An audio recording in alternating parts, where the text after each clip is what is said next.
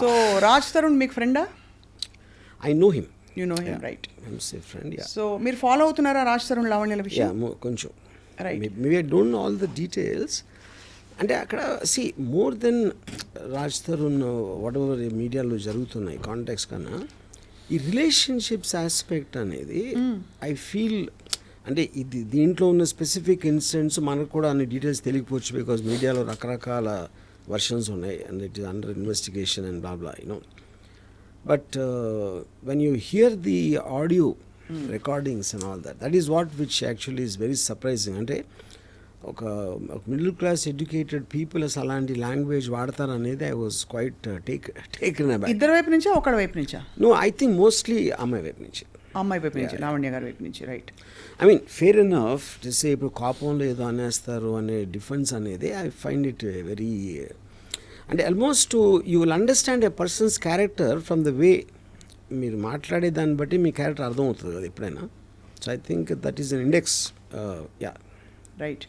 So అంటే మీరు ఒకసారి ఒక కథ చెప్పారు, ఇద్దరు మనుషులు చాలా ఇష్టపడి ఒక 6 నెలల తర్వాత they can't the very sight very existence అని చెప్పి, అంత వైరుధ్యం వీళ్ళిద్దరి విషయంలో రావడానికి మీరు గమనించిన విషయాలు అంటే I don't want to speculate on specifics, but I want to give an example in the context.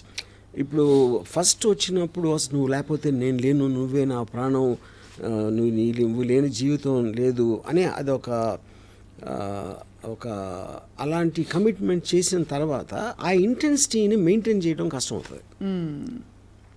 అప్పుడు ఒక పర్టికులర్ టైంలో మీరు అది ఆ ఇంటెన్సిటీ పోయినప్పుడు the other person feels betrayed. అప్పుడు అలా అన్నావు, ఇప్పుడు ఇలా అనలేదు ఇలా యూనో.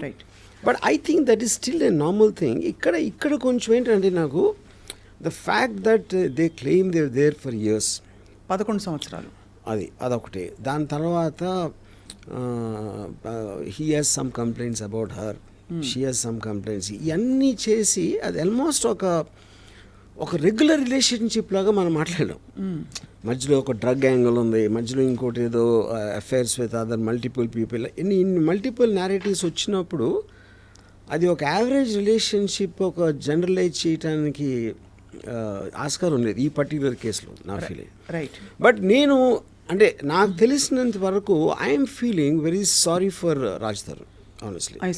ఎందుకంటే దానికి కారణం ఏంటంటే ఒకటి ఆడియో టేప్స్లో తనకున్న ఒక కంట్రోల్ కానీ ఒక ఆస్పెక్ట్, రెండోది అపరెంట్లీ తనేదో ఎప్పుడు హెల్ప్ చేసింది బిగినింగ్ డేస్లో and I'm sure is return that multiple times you know.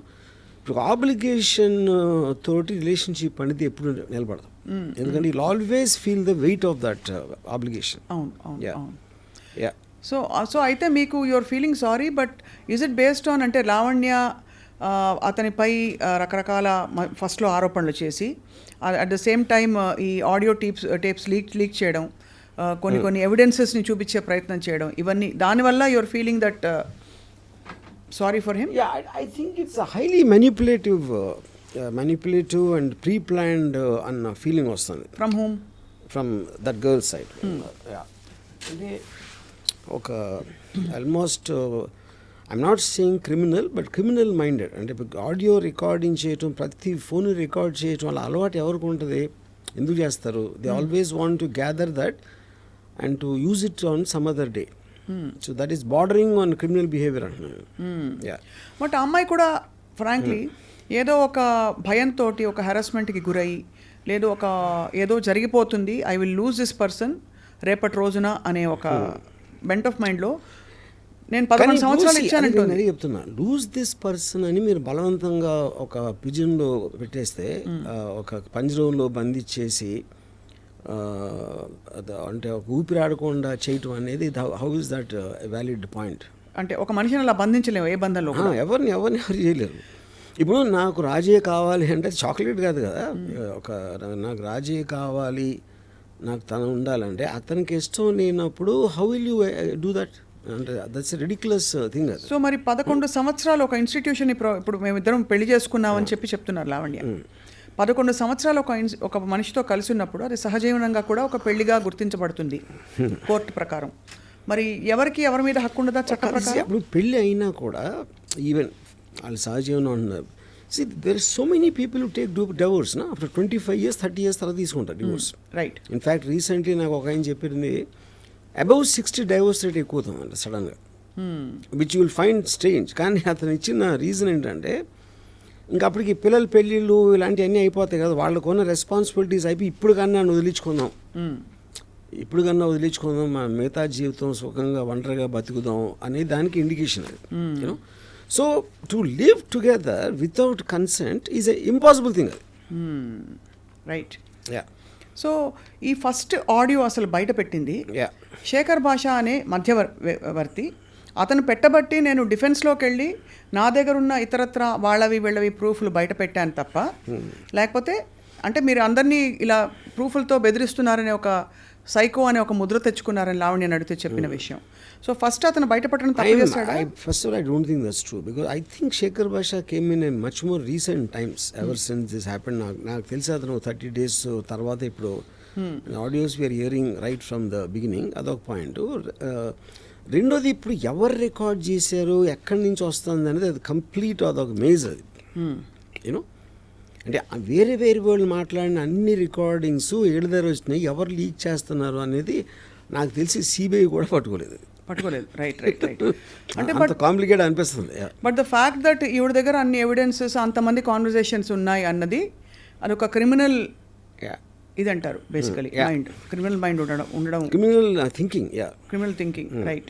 So మీ దృష్టిలో లావణ్య ఏం ఎక్స్పెక్ట్ చేస్తున్నారు ఇప్పుడు అని అనిపిస్తుంది? బికాజ్ రాజ్ చరణ్ కావాలని తను బయటికి చెప్తున్నారు, బట్ యాక్చువల్గా ఏం ఎక్స్పెక్ట్ చేస్తారని మీకు అనిపిస్తుంది? See, eventually I think this will reach some kind of a financial settlement అనేది నా guess. You know, but at the same time తను అంత స్ట్రాంగ్గా ఉండి ఆల్రెడీ తను అంత సపోర్ట్ చేసి ఎంతో కొంత డబ్బు ఇచ్చి అని చేశాడు కాబట్టి, whether it be in the frame of the mind, అంటే ఇప్పుడు ఫైనాన్షియల్ సెటిల్మెంట్ అనేది మీరు ఒక బయట చేస్తున్నారా, కోర్టులో అవుతుందా, depending on the various factors, అది అవన్నీ it will eventually lead to that. కానీ వాళ్ళిద్దరూ కలిసి ఉండటం అనేది జరగదు. రైట్. That cannot happen. అది కలిసి ఉండడం ఇంపాసిబుల్. నిన్న లావణ్య ఐ డ్రీమ్తో మాట్లాడిన ఇంటర్వ్యూలో చెప్పింది ఏంటంటే తనని అరెస్ట్ చేయడం కూడా ఇట్స్ ప్లాంటెడ్. అంటే పోలీసులు ఉన్న పళంగా ఒకరోజు తను ఎక్కడి నుంచో దిగితే తనని వెళ్ళి అరెస్ట్ చేసి తీసుకెళ్ళిపోయారు. ఆ రోజు కుక్క పిల్లతో తను వాక్ వెళ్ళింది. అండ్ ఆ టైంలో అరెస్ట్ చేసిన వాళ్ళు మఫ్టీలో రావడం అనే ఫోటోగ్రాఫ్స్ కూడా చెప్పారు. మీకు ఏమనిపిస్తుందంటే ఒక డ్రగ్ కేస్ అన్నది ఆబ్వియస్లీ మీరు క్రైమ్ స్టోరీస్ చాలా రాశారు, తీస్తారు కాబట్టి అడుగుతున్నాను మిమ్మల్ని. See, the point ఇప్పుడు అది తన allegation about the police, but common sense tells me, ఇప్పుడు మీకు ఒక వ్యవస్థ అనేది మీరు అరెస్ట్ చేసి దాన్ని చూపించి మేజిస్ట్రేట్ అక్కడ ప్రూవ్ చేసి వాళ్ళు రిమాండ్ ఇవ్వటం, ఇన్ని ప్రాసెసెస్ అందరూ కలిసి ఏదో ఒక కుట్ర పన్నేసి ఎవరు కుట్ర చేయించారు అంటే that sounds very unbelievable. Point 1.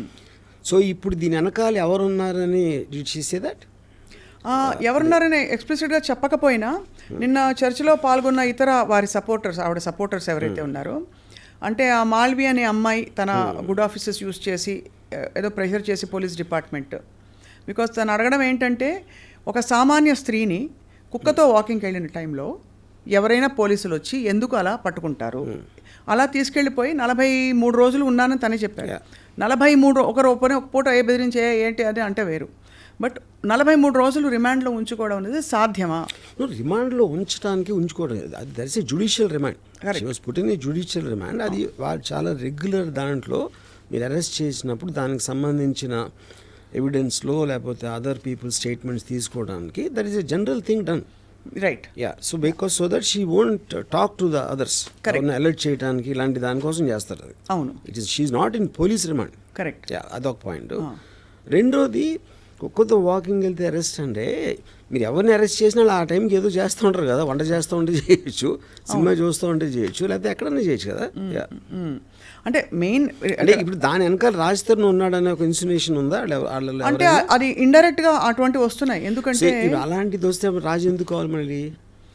అంటే తను సహజీవనం చేసిన వ్యక్తిని తను ఏదో చెప్పి కుట్ర పన్నేసి పోలీస్ జ్యుడిషియల్ రిమాండ్లో పెట్టించినప్పుడు ఎందుకు కావాలి మీకు అప్పుడు? ఇది అంటే ఏం జరుగుతుందంటే రాజ్ తరుణ్ ఒక రాంగ్ ఇన్ఫ్లుయెన్స్లో ఇలా చేస్తున్నాడు తప్ప బేసిక్గా మంచివాడు ఇదంతా చేసాక అని ఒక ఇంప్లికేషన్ వస్తుంది. నేను ఆనెస్ట్గా the one person I feel really sorry for in this that girl Malhotra. ఎందుకంటే ఇప్పుడు వీళ్ళిద్దరు ఒక హిస్టరీ ఉంది, ఏదో ఎన్నో ఇయర్స్ వాళ్ళిద్దరు కొట్టుకునో ఏదో సంథింగ్. ఆ అమ్మాయి తన కెరియర్ కోసం వచ్చి చేస్తే ఇప్పుడు మొత్తం ఇంత దారుణమైన నెగిటివ్ పబ్లిసిటీ ఆ అమ్మాయికి ఇచ్చారు ఫైనల్గా. Of course this girl you know, and I think respective ఇప్పుడు అమ్మాయి టాలెంట్, తన సినిమా ఆడిందా లేకపోతే ఫ్యూచర్ కెరియర్ అన్ని ఒక పక్కన పెట్టేస్తే for ever she will be affected with this scandal at a young age of where ever she starting. I really feel sorry for her.